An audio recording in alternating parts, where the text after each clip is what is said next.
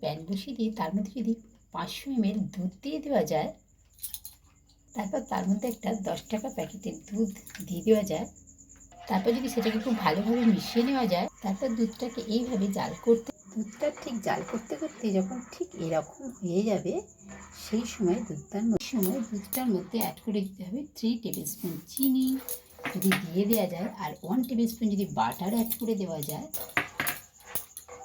তারপর যদি দুধটাকে এইভাবে ঠিক ফুটিয়ে তারপর যদি ঠিক এরকম একটা ডোয়ের মতন তৈরি করে নেওয়া যায়, তারপর যদি একটা প্লেটের মধ্যে নিয়ে নেওয়া যায়, তারপর এটা থেকে একটু করে পোষণ নিয়ে এভাবে গোল গোল করে, তারপর এইভাবে একটা আঙুল দিয়ে প্রেস করে দিলেই এরকম করে, তাহলেই তৈরি হয়ে গেল আমাদের খোয়া পেঁড়া।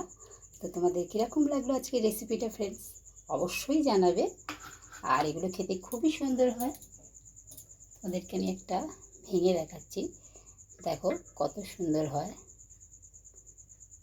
খুব সুন্দর খেতে হয়। অবশ্যই ট্রাই করবে, আর লাইক শেয়ার কমেন্ট করতে ভুলবে না friends. Thank you for watching.